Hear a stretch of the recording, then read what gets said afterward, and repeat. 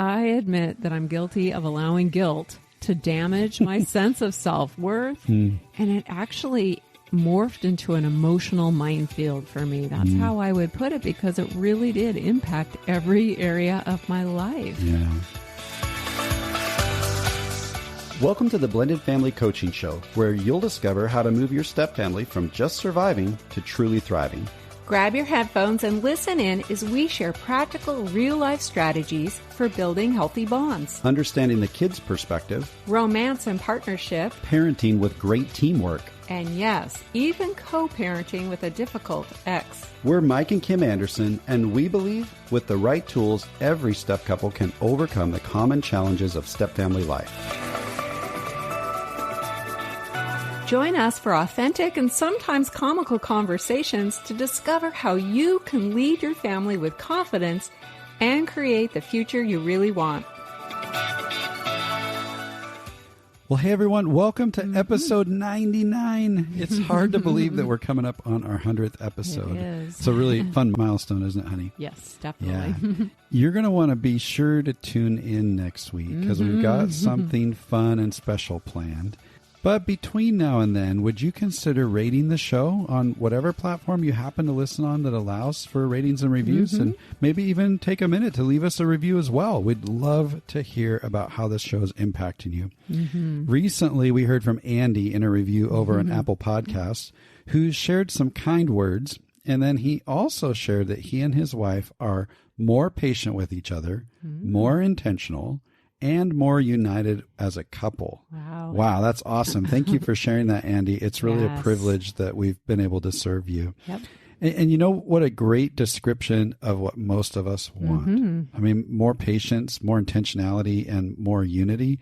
If we could all just have a bit more of those three things, how might our experience of blended family life change, right? That's a great question. And what we want to focus on today is something that can actually rob us of the ability to get there.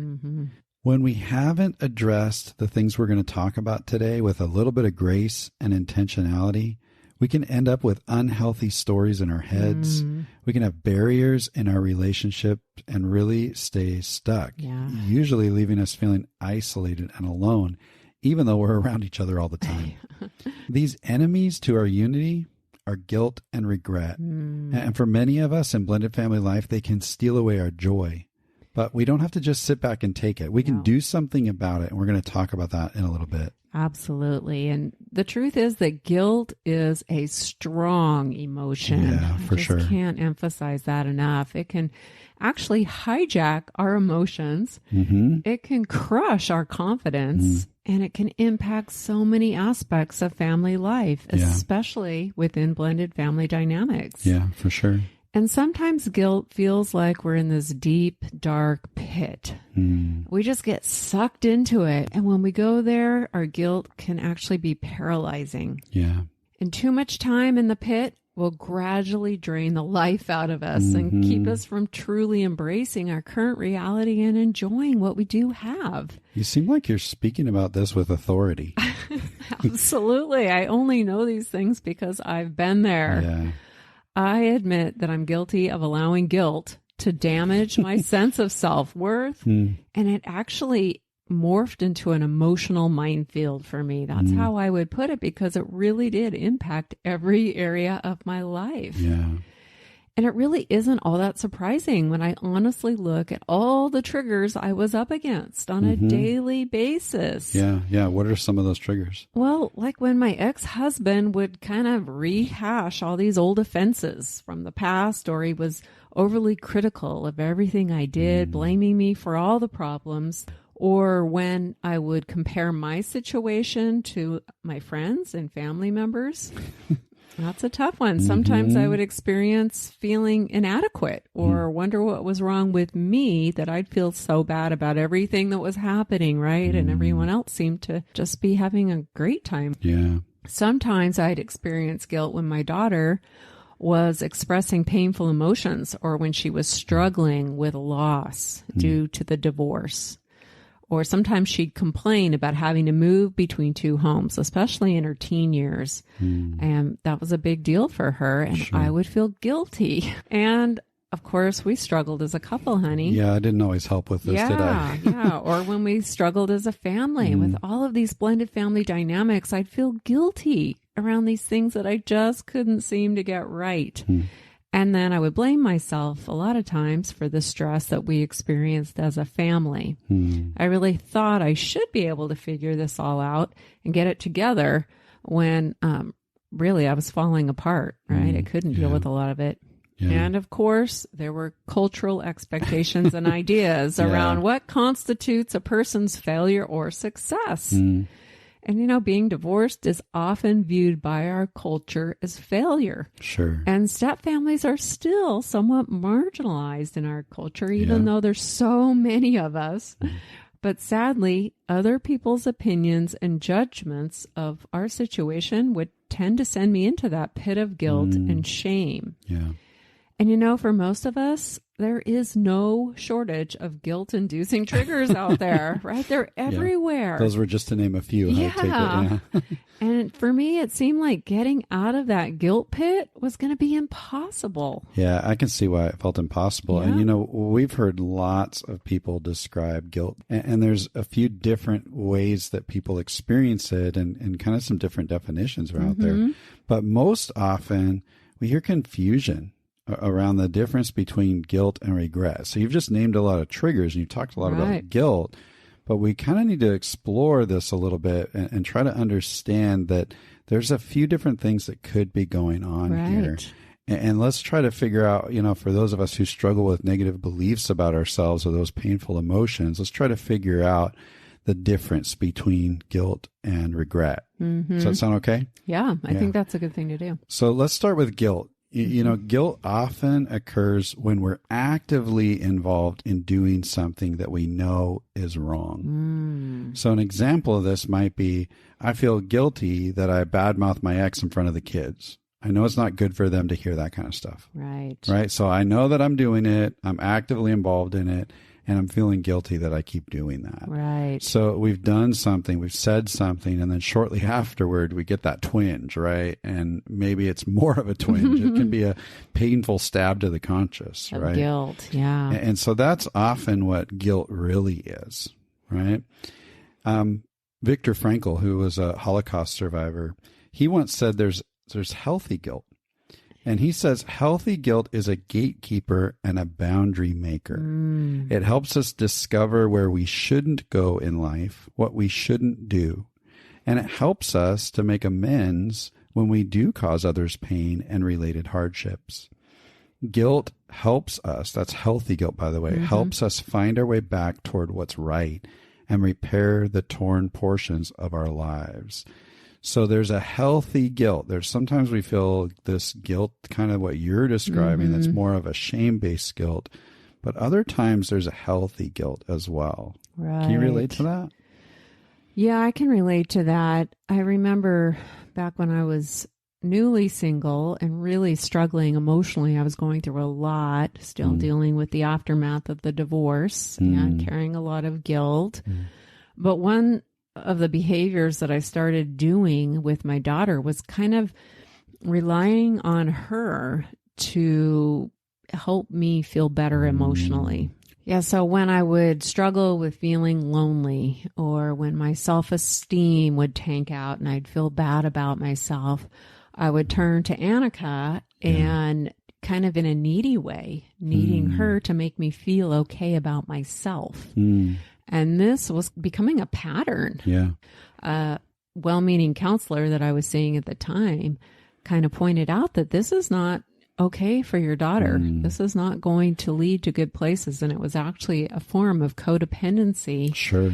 And so I really took that to heart. And I did feel a twinge of guilt as I was doing it. I knew that she was a child and she wasn't responsible for handling all of this and making me okay. But yet I did it. I felt the guilt. The counselor helped me work through it, and I changed that behavior. I started processing more with healthy adults and trusted friends. and working on myself rather than going to her to try and make me feel better. Yeah. So you discovered some healthy guilt. Right. Yeah. And I think that what you just shared, I think that's an accurate perspective of healthy guilt. And what we're going to talk about also is unhealthy or false guilt in a minute. Yeah. But first, it might be helpful to look at the difference between guilt and regret, like you said. Yeah, I think it is because, I think we use this word guilt universally and we don't understand the nuances of what's really going on underneath. Right. And sometimes when we say the word, I just feel so guilty or I feel this guilt, sometimes we might actually mean regret. Right. And regret is the emotion that we experience when we're looking back on a decision or a behavior and we feel that we should or could have done something differently. Right. So regret is different than guilt because when the incident took place, maybe we didn't consciously understand the impact or even really realize what we were doing, that we later ended up coming to regret. Right. Usually we were just kind of doing the best we knew at the time, but it doesn't always work out the way we hoped. So the way you just described that is you didn't really necessarily realize what you were doing in that unhealthy pattern with Annika until somebody pointed it out. Then you experienced some healthy guilt that helped you move out of that pattern. Right. And maybe for a while you look back on it with some regret. See, there's some nuances there. Right. Yeah. If it had continued on for years and years and really done some damage to her, I certainly would have looked back and gone, oh, man, what was I thinking? Yeah. But at the time, I was just in survival mode. Yeah. And when it comes to regret, I mean, maybe the circumstances were just around a situation we had very little control over, or it was a benign action or inaction that we wish we'd just handled differently. Sure. We might have been under pressure or emotional stress at the time or whatever. Maybe we just got pushed beyond our limits and lost it in the moment. I mean, we all do that, right? We all do that. It could sound something like, when you're responding to regret, oh, I feel really bad that my kids overheard a really horrible fight that happened during the divorce. I know that was hard on them. I didn't realize they were in the next room and I should have made sure they were out of earshot or I shouldn't have lost my temper like that. I could have prevented it from happening. Yeah, I hear the should have, exactly, shouldn't have, the could haves, all of that. Yeah. See, this is a statement of regret for something that happened in the past, and the long-term fallout can have an emotional impact on us for years. It can. And regret is something that we look back on and we ruminate over it. Whereas guilt, especially healthy guilt, can be something that we often experience in the moment or that's more recent. Now, you may not totally agree with this perspective around the difference between guilt and regret. I mean, it's kind of subtle, and there might be some overlap between the two. But it's our hope that what we're going to share with you today is going to just shed some light into these two pretty complex and painful emotions and maybe bring about a little bit more understanding and awareness that'll help you to move forward in your own challenging circumstances. So we're describing this guilt and healthy guilt and regret in this way. And maybe you use different words for it, but chances are, experientially, you're experiencing some of these. Yeah. I like having that understanding around the differences because for me, regret is something I can acknowledge when it hits me at the time, right? Sure. But then I can leave that situation in the past and move forward. Okay, it was what it was. And if I knew then what I know now, I probably would have done things differently. Sure. But I can cognitively help myself to recognize that I can't go back and change the past. Yeah. So I can regret something and release feelings of shame without getting hijacked by it. Yeah. But guilt for me is more strongly associated with shame. So it's a lot harder for me to let go and to release. So that would be unhealthy guilt. Unhealthy guilt. Which we actually found a new kind of word for recently called false guilt, right? False guilt. Can you talk a little bit more about false guilt? Yeah, definitely. False guilt is important to understand because so many of us are just kind of walking around with the weight of the world on our shoulders, right? Because we've fallen into this trap of believing the lies of false guilt. Yeah. So let's just explore some of the possible characteristics of people that suffer with false guilt. And then you're going to understand why false guilt is so harmful. Okay. So false guilt could come from a hypercritical or a guilt-ridden conscience, which really means that we struggle with self-acceptance. We don't really believe we're worthy or valued or that we deserve to be accepted. And so we fall into patterns of beating ourselves up over every little thing. We work really hard to gain acceptance from others and even our own self-acceptance, but it seems to always be out of reach. Okay, we kind of believe we always fall short. Yeah. Another characteristic around false guilt is that it distorts and consumes our thinking. It doesn't matter if we're asleep or awake. We continually see ourselves through the lens of false guilt, which negatively impacts us psychologically, spiritually, and emotionally. And we aren't able to see ourselves clearly, and we can't seem to grasp a true and correct picture of our own responsibility around these situations. So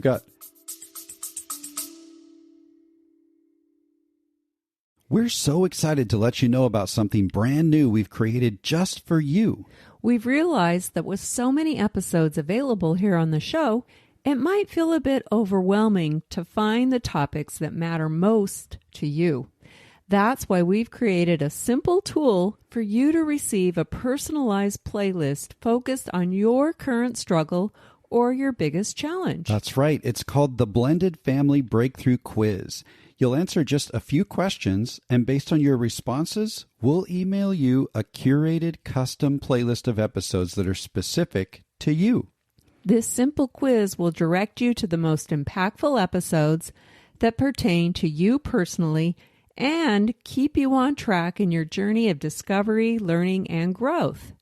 So, scroll all the way to the bottom of the show notes for this episode and click the link to take the Blended Family Breakthrough Quiz today. Okay, let's get back to the discussion. Healthy guilt, that's, hey, I'm doing something in the moment. I feel bad about it. I really should change this. Regret is, well, that thing happened in the past. I wish it wouldn't have. I wish I would have made a better decision. Right. And then false guilt is like regret on steroids. It is. I'm shameful because of all these things I've done, and I'm so terrible. But it can be in the moment as well. Okay. Yeah, you can experience it in the moment. I just experienced it yesterday. Oh. We were celebrating my friend's birthday. I was in charge of bringing the dessert. I went and got a fabulous dessert that she absolutely loved. Fabulous. It was amazing. And I presented it, and my friend said, "Oh, where are the candles? You forgot the candles." Oh. And I immediately felt guilty. Really? Yes. Wow. And there was no need for me to feel guilty. Yeah. But false guilt can hit you and just drag you under. I had done nothing wrong. Yeah. I didn't see a need to bring candles to a middle-aged person's birthday. But because my friend... It's a lot of candles. Yeah, but because my other friend... said it, then yeah. Yeah. Wow. Yeah. That's interesting. Now I think about that, and I think about all the dynamics in blended family life, and wow, that was just candles for a friend. Yeah. What about these things that are really near and dear to our heart? Yeah. And as a result of false guilt, we tend to judge ourselves inaccurately and too harshly. And that's what I was doing for a good 15, 20 minutes until I realized it and stopped myself. Wow. I'm glad you realized it. I'm sorry that happened. But what this really does is it creates a self-imposed burden. We've got this verdict of guilty that we wear around our necks, regardless of the reality or the actual facts. So holding on to false guilt, it's actually a form of self-abuse, especially if you do it a lot. Now, people who suffer from false guilt nearly always have difficulty being truthful with how they think or how they feel and act. We tend to second guess ourselves and we don't trust our own judgment. That's kind of what I was doing because we're fearful of what others will think of us if we express what's really going on inside. We struggle to be vulnerable. We talked about that in last week's episode. Right. Yeah. We often have a hard time saying no to people, and our constant yeses don't really relieve the internal pain of this false guilt. They just lead to exhaustion, and then we're resentful and we feel empty. We often lean towards overcompensating, especially with our kids. We try to make up for our perceived failures, right? But in the end, we believe that our efforts to make things right is just never enough. So we continue to overcompensate and give and say yes and feel resentful and then feel empty. Yeah. It's just a cycle. Yeah. We kind of feel like we have to go through life perfectly so that we can avoid criticism and disappointing others. So we're constantly chasing after other people's approval and affirmation. And, you know, the reason why I keep using the word we as I've described these traits is because I can 100% relate to all of them. Yeah. I've struggled with this for years, and it's these characteristics that really put me into that guilt pit that I talked about earlier. Sometimes I call it my pity pit because it's where I used to go to kind of beat myself up with false guilt. And it's a miserable place to be. And maybe some of you can relate to this as well. Yeah. You know, as you talk about that, honey, I kind of start to connect the dots around some stepfamily dynamics. Sure. You know, if someone has an overly critical ex that continues to degrade them as a parent, no matter what they do, or if you've got kids who grumble and complain because they're hurting and struggling with some of their loss. Right. Maybe it's an ex-in-law or other extended, you know, family or friends that tend to butt in with a lot of unsolicited advice to try and direct your decisions or fix your life. Yeah. You know, these are common scenarios that we hear about, and it seems like that can just set the stage for this false guilt to creep in. Absolutely. And you know what? Even within our own marriage, this can become an issue when we're struggling with these blended family dynamics and our communication starts to get unhealthy. Like you and I have really dealt with that over the years. There's been times where, I mean, yes, you need to be in control of your own emotions, but I know there's been times where I've said or done things that trip that tripwire of your false guilt feeling. Sure.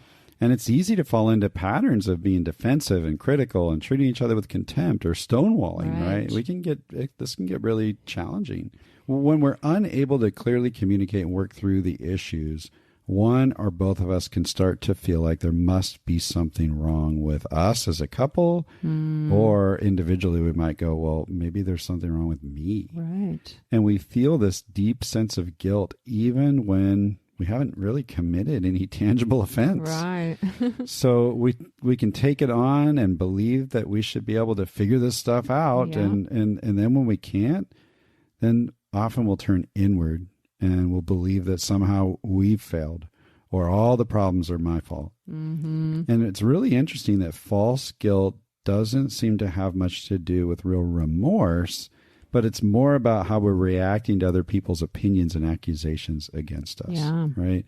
This problem can be especially hard to decipher among people who grew up with perfectionistic parents or maybe in a legalistic culture that had unrealistically high expectations. Right. They might tend to find reasons to feel guilt when there really are none because they just grew up feeling like they were never good enough. Yeah, I can definitely relate to that. Yeah.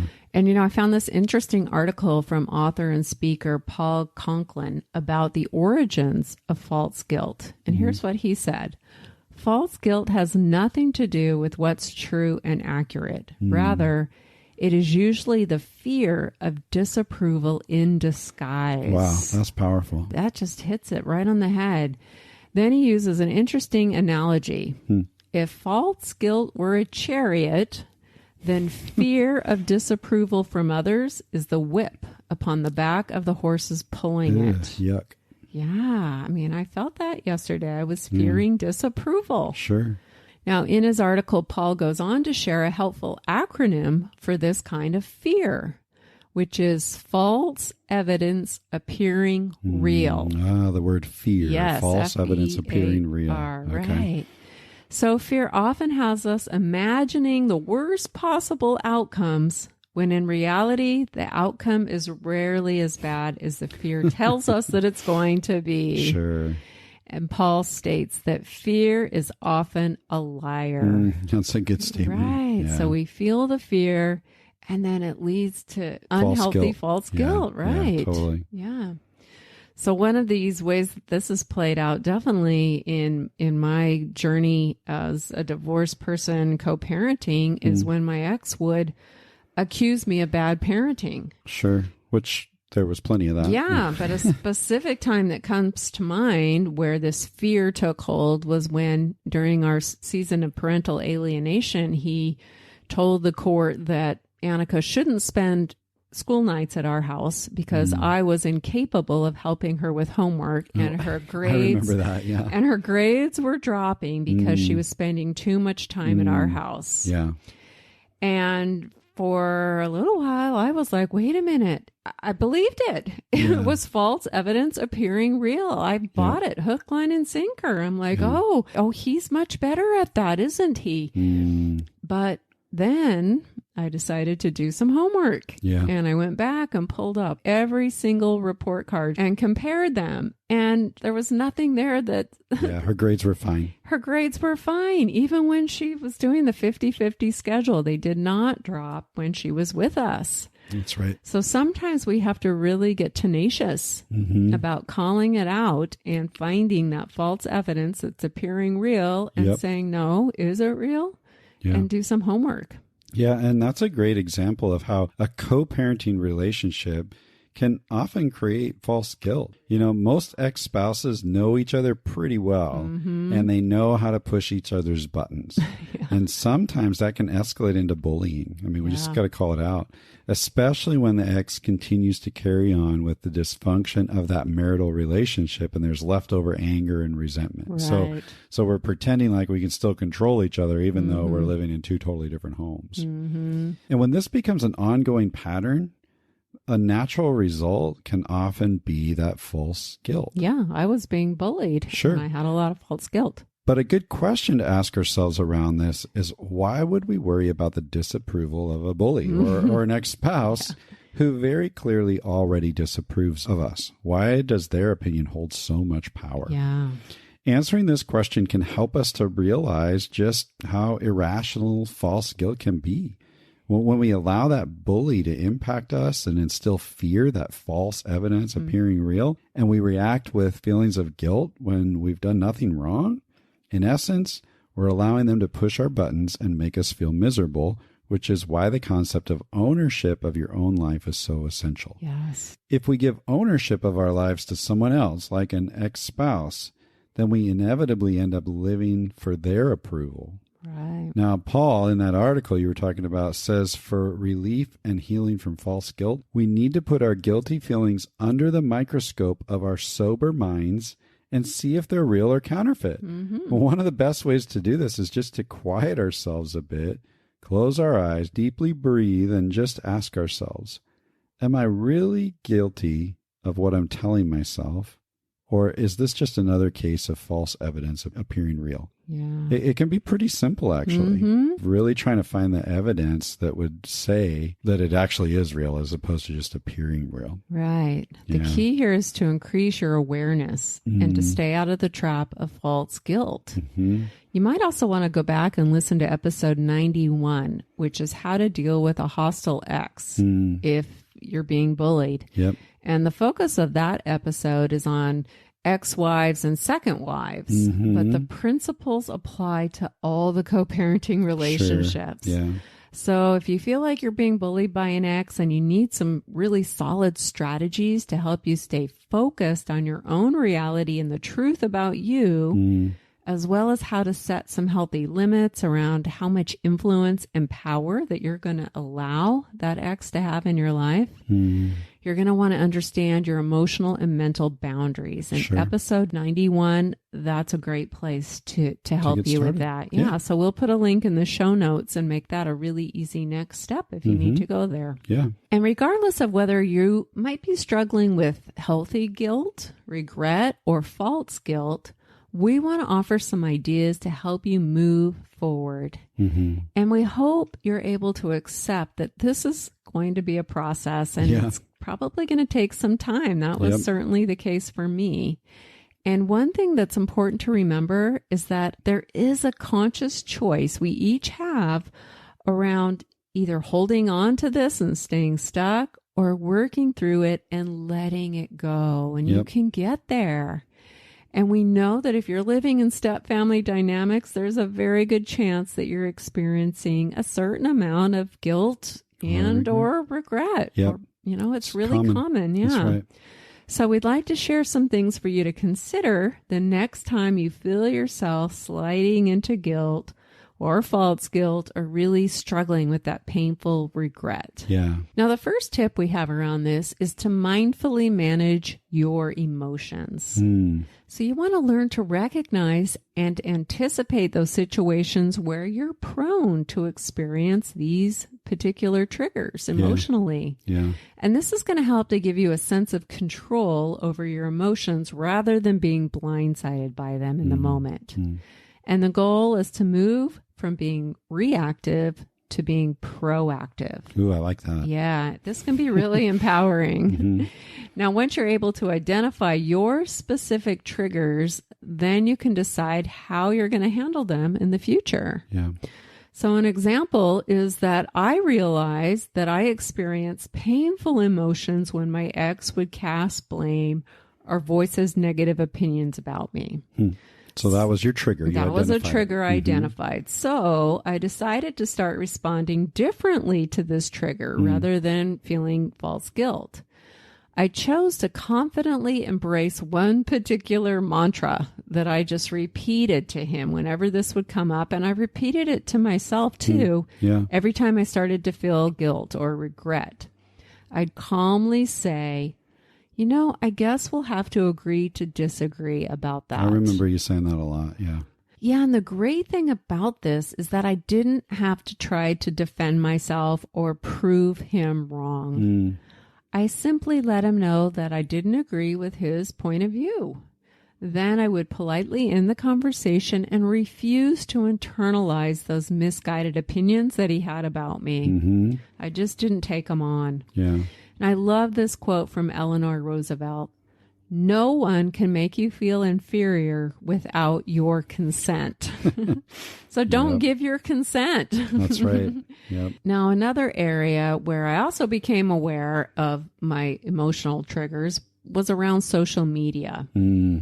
So I started to limit my exposure to social media platforms because I realized that it can cause me to play that comparison game. Yeah, I'd start to feel like I just don't have what it takes, which would lead to regret and self-doubt and false guilt. Yeah, I've heard it said, on social media, we're often comparing our backstage to someone else's front stage. Yeah, right? so true. They're putting the act on out in the front, and we're comparing it to all our baggage. It's just not, it's apples and oranges. Yeah, you're not seeing reality, so why go there? Yeah. So the strategy around this is to really start taking note of what your triggers are and then choose how you're going to respond to those emotions when they do get triggered or decide what steps you can take to avoid the triggers altogether, right? That's the best thing you can do. Now, in addition to these two examples that I just mentioned, there are a few other areas that many of us in blended families really need to be aware of because we can easily get hung up emotionally in these areas. And one is around perfectionism and unrealistic expectations. And we talk about this a lot on the show, but I feel like we need to bring it up. These areas of perfectionism and these unrealistic expectations, they could be self-imposed. Yeah. Or they could also be coming from many different outside sources. Sure. And often when high expectations aren't in line with the reality of what we're experiencing, we might struggle with feeling guilty that things aren't working out the way we believe they should. And we can start going into that blame and shame mode. Yep. Or we can also go into overdrive, trying to somehow make things line up with those expectations, right? That's the one I'm good at. Over functioning. Yep. which is exhausting, right, honey? Yeah. And that usually For everyone around me, too. And it usually leads to discouragement. Absolutely. Because that doesn't fix this issue. Yeah. So if you can relate to this, we really encourage you to closely examine your expectations and then gain some clarity around what's really realistic in your dynamics and your situation. And this can be incredibly helpful in helping to alleviate false guilt and stress and pressure and discouragement. Yeah. And if you feel like you need a little help with this, go back and listen to episode 53, which is all about overcoming discouragement and managing expectations. Yeah, that's good. We'll put a link to that in the show notes. Yeah, definitely. And also be mindful around how you internalize your kids' complaints. Okay. So Kids' important. complaints. Yep. Yeah. Because a simple, common complaint is not necessarily a personal criticism against you as a parent. In fact, I'd say most of the time it's not. It's okay if kids need to vent their frustrations. You know, life can be tough. But don't make molehill complaints into a mountain range of self-criticism and guilt trips. Yeah, that's good. And this kind of response does not help your kids either or give them what they really need, which is that secure, confident parent that isn't stuck in a pit of guilt and negative thoughts. Yeah. So if you need help around this, and this is really common, go ahead and check out episode 71, and it's called How to Help Kids Cope with Painful Disappointment. And this is going to help you discover a positive way to approach your kids' complaints by actually helping them to manage their own difficult emotions. And you can do this. And it's so much healthier than feeling guilty about what your kids express. Yeah, that's really good. And just a quick note, we framed that episode around the holidays. Don't get lost in the holiday talk. No. The strategy works. Around everything. Yeah. And when you're able to really learn this and acknowledge them and help them work through this, it can relieve your guilt because you're doing something positive to parent your kids and help them rather than turning the complaints into criticism. That's right.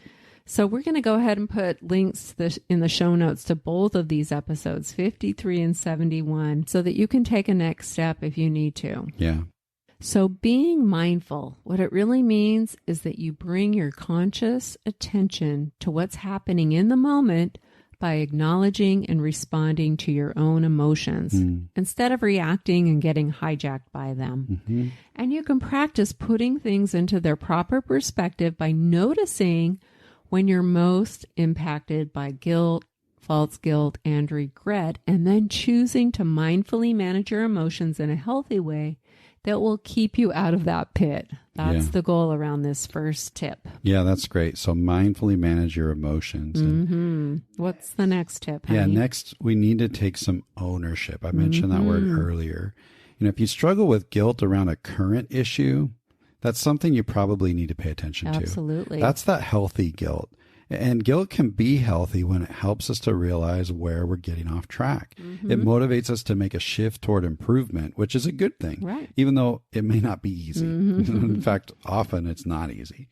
Now, the truth is there's no such thing as a perfect parent. There's not a perfect step parent. No. There's not a perfect spouse. We're all going to make mistakes and get off track sometimes. But when we're mindful of what's happening inside, then we get to have a healthier state of mind so that we can simply own our mistakes and get back on track as soon as possible. Then you get to avoid getting weighed down in that sea of growing guilt or shame. Right.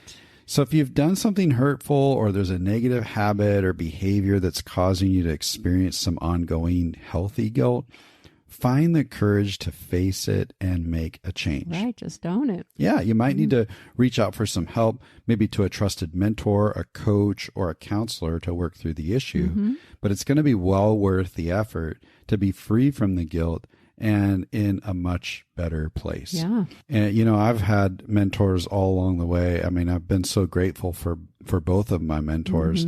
And they've helped me a lot in the area of ownership. In fact, often when I would complain or I would try to blame or even shame myself, one of my particular mentors would often say, Mike, It sounds like you're suffering from a case of cranial sphincteritis. Just think about that one a little bit, and you can figure it out.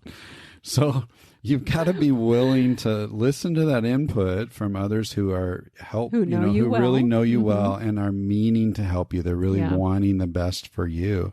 But you've got to be willing to forgive yourself as well and make some apologies to anyone that maybe has been hurt along the way, so that everyone involved can move toward forgiveness and reconciliation. Ownership really helps with reconciliation. So asking for accountability, it just shows that you're willing to take responsibility for your actions and those committed changes that you want to make. Right. And sometimes you can even ask those who you wouldn't normally ask for accountability. You might be willing to sit down and say, listen, kids, this is a hard one. Listen, kids, I'm really sorry for the negative things that I've said about your mom recently. I'm going to try really hard to stop doing that because I know it's not okay. But I'm going to need your help. If you notice me sliding back into some of those old habits, I'm giving you permission to call me on it. Ooh. You got to be brave to make a statement like that, right? Now, of course, this should only be done with kids who can handle this responsibly and somewhat maturely. Right. But it can be a really effective process in helping make amends with them and letting them know that you're really serious about making some change and you want their support. Right. That can go a long way. That is ownership. That's ownership. Yeah. And promptly taking responsibility and responding, if they do have to call you on it, can be really powerful, building some trust and getting past that ongoing guilt. So if you're experiencing any of that, it might be time to take action, take responsibility, and just own it. Right. Do whatever it takes to make those things right so that you can be free to move forward. Right. And everybody else involved is free to move forward too. It's taking the weight off of you. Yeah, exactly. All right. So the first one is to manage your emotions well. The second one is to own what's yours. Own it. And the third tip is to stay forward focused. Oh, yes. If you're feeling overwhelmed by regret from the past, now is the time to shift your focus. You know, the bottom line is that you can't go back in time and change the past or undo any mistakes that you've made. That's right. And beating yourself up over things you should have or could have done, it's really unproductive. That's right. It only leads to negative thought patterns and more pain. So to steer clear from the pit of regret, choose to stay forward focused. Yeah. Accept that what's happened in the past is simply part of your past. It's not your current reality and it's not your future. Yeah, that's a great point. And it's actually not all of your past either. No, it's just a piece of it. Yeah. So make a conscious decision to forgive yourself and stop holding yourself hostage. You don't have to stay stuck reliving old mistakes. You can choose to stay forward focused. Now, when I think about all my past regrets, all those things I wish I'd handled differently, instead of beating myself up or shaming myself, now I can consciously choose to look at past decisions as learning opportunities, right? Yeah. Which is how wisdom is most often acquired, right? That's right. We learn from our mistakes. And then I can choose to reflect on all the amazing and imperfect progress that I've made since then and all the things I'm able to celebrate now. Yeah, okay? that's Things good. aren't the same. Yeah. I refuse to allow myself to get stuck in that past or get stuck in that pit of regret. And I've worked hard to forgive myself for my mistakes. That was a process that took time. Yeah. I've asked for forgiveness from those that I've hurt, and I've made positive changes so that I haven't repeated those same past regretful decisions. I have to decide to move beyond my past, to accept whatever consequences came as a result, and then choose to be at peace with my current reality. It's a process that requires a lot of forward focus and not getting stuck in the past. I love that you share all that because, you know, over these last 20 years, I've seen a huge morph in you where there were lots of times early on where you did stay stuck in your guilt and in your shame and in your regret. And it kept not only you stuck, but all of us kind of stuck at different seasons. But you've really I mean, you've turned a major corner and really been able to let go of so much of that. Thank you, honey. And thank you. it really became crazy making at one Yeah. point. And I think a turning point for me was, I remember at one point feeling deep regret and sorrow that I had picked my ex to have kids with. And it was at a point in time when he was really misguided in his parenting decisions and really causing harm to Annika. Yeah. And I was beating myself up for choosing such a deficient person to parent and have a child with. And then I realized, wow, by saying that, I'm saying I wish I had never had Annika. Ooh. And at that point, I realized, no, I don't regret having Annika. Annika is precious. Yeah. I love my daughter. So how can I say those things that I regret choosing him to have a child with? Yeah. I got to stop ruminating on that and get forward focused. I've got to stop because it really is crazy making and it wasn't serving me well. And that's why I put in so much work to make these changes. Yeah. And so thanks for noticing that and Absolutely. affirming that. Yeah. Honey. I appreciate so it that. sounds like in that, what you just described, you were able to manage your emotions.